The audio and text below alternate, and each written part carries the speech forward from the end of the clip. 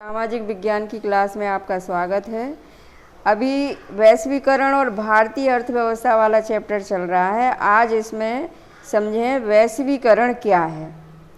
विगत 2-3 दशकों से अधिकांश बहुराष्ट्रीय कंपनियां विश्व में उन स्थानों की तलाश कर रही हैं जो उनके उत्पादन के लिए सस्ते हैं, यानी ऐसी जगह की तलाश कर रही हैं जहां पर उनका उत्पादन सस्ते में हो जाए।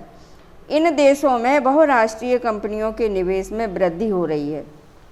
साथ ही विभिन्न देशों के बीच विदेश व्यापार में भी तीव्र वृद्धि हो रही है। जब विदेशी कंपनियां दूसरे देश में आती हैं तो दो देशों के बीच भी संबंध बढ़ते हैं। विदेश व्यापार का एक बड़ा भाग बहुराष्ट्रीय कंपनियों द्वारा नियंत्रित है। जैसे भारत में फोर्ड मोटर्स का कार संयंत्र केवल भारत के लिए ही कारों का निर्माण नहीं करता, बल्कि वह अन्य विकासशील देशों को कारें और विश्व भर में अपने कारखानों के लिए कार पुर्जों का भी निर्यात करता है। इसी प्रकार अधिकांश बहुराष्ट्रीय कंपनियों के क्रियाकलाप में वस्तुओं और सेवाओं का बड़े पैमाने पर व्यापार शामिल होता है। अधिक विदेश व्यापार और अधिक विदेश निवेश के परिणाम स्वरूप, यानी अधिक विदेश व्यापार का मतलब है दो देशों के बीच व्यापार, और अधिक निवेश यानी बहुराष्ट्रीय कंपनियां दूसरे देशों में जाकर के निवेश करें, कंपनी स्थापित करें और उत्पादन करें।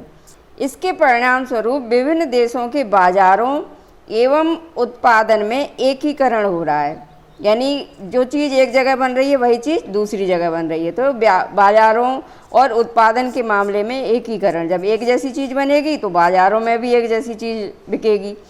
विभिन्न देशों के बीच परस्पर संबंध और तीव्र एकीकरण की प्रक्रिया ही, यानी दो देशों के या बहुत सारे देशों के बीच आपस के जो संबंध हैं और तीव्र एकीकरण की जो ये प्रक्रिया चल रही है, यही वैश्वीकरण है।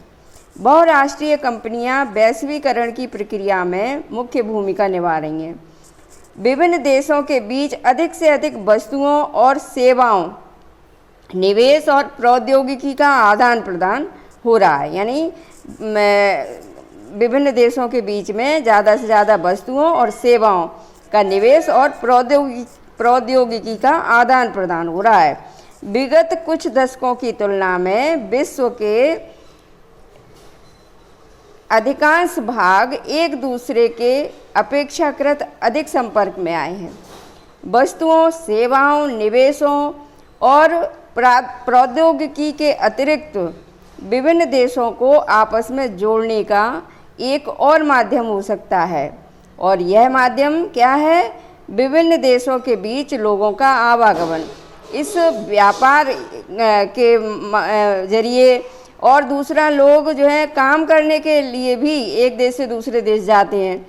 प्रायः लोग बेहतर आय के लिए भी जाते हैं, रोज़गार के लिए, बेहतर रोज़गार के लिए भी जाते हैं, बेहतर शिक्षा के लिए जाते हैं।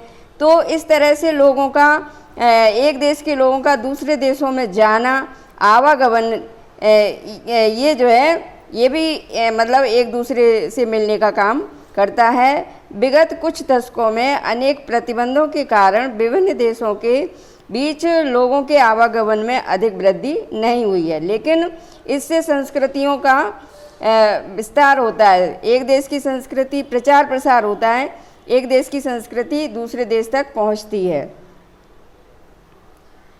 अब वैश्वीकरण को संभव बनाने वाले कारक।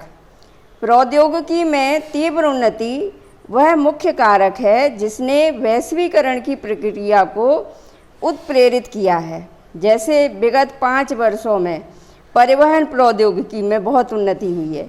ये वैश्वीकरण, ये जो परिवहन की साधन है, इनमें उन्नति होने से ही संभव है, क्योंकि कोई भी कंपनी किसी भी देश में स्थापित होगी तो उस देश में सभी जगह माल पहुंचाने के लिए उसे परिवहन के साधनों की आवश्यकता होती है।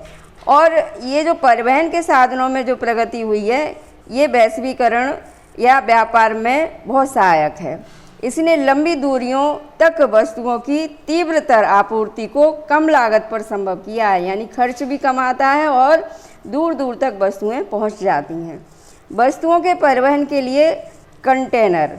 वस्तुओं को कंटेनरों में रखा गया है जिससे इन्हें जहाज़ों, रेलों, वायुयानों एवं ट्रकों पर बिना क्षति के लादा जा सके। ये कंटेनर आराम से लद जाते हैं किसी भी वाहन में। कंटेनरों से ढुलाई लागत में भारी बचत हुई है और माल को बाज़ारों तक पहुंचाने की गति में वृद्धि हुई है और इसी प्रकार वायु यातायात की लागत में गिरावट आई है। परिणाम यह हुआ है कि वायु मार्ग से अपेक्षाकृत अधिक मात्रा में वस्तुओं का परिवहन संभव हुआ है, जबकि पहले वायु मार्ग से परिवहन वस्तुओं का बिल्कुल नहीं होता था।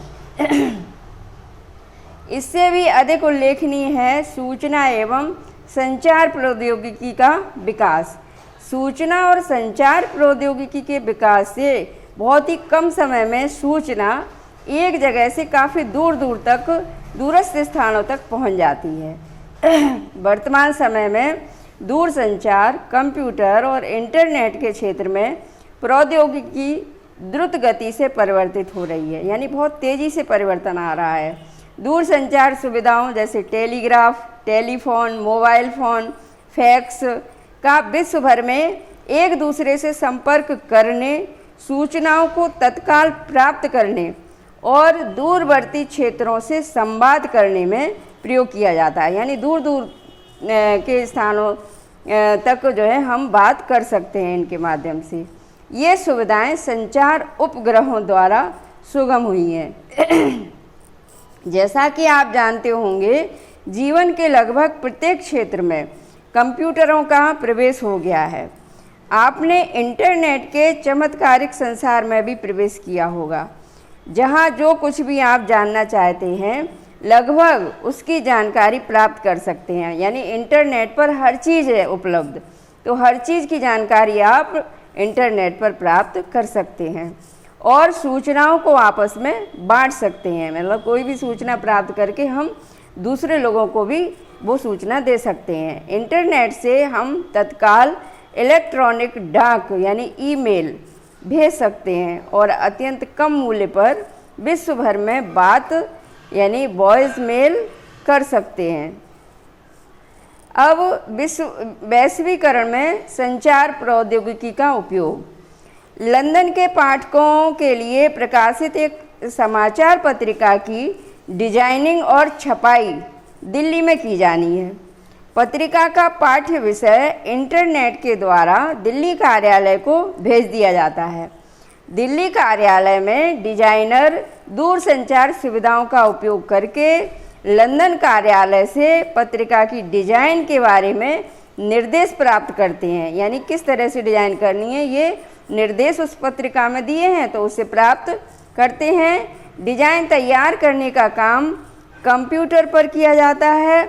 छपाई के बाद पत्रिकाओं को वायु मार्ग से लंदन भेजा जाता है और यहाँ तक कि डिजाइन और छपाई के पैसे का भुगतान इंटरनेट यानी ई बैंकिंग के द्वारा लंदन के एक बैंक से दिल्ली के एक बैंक को तत्काल कर दिया जाता है। बच्चों, आज की क्लास यहीं समाप्त होती है। धन्यवाद।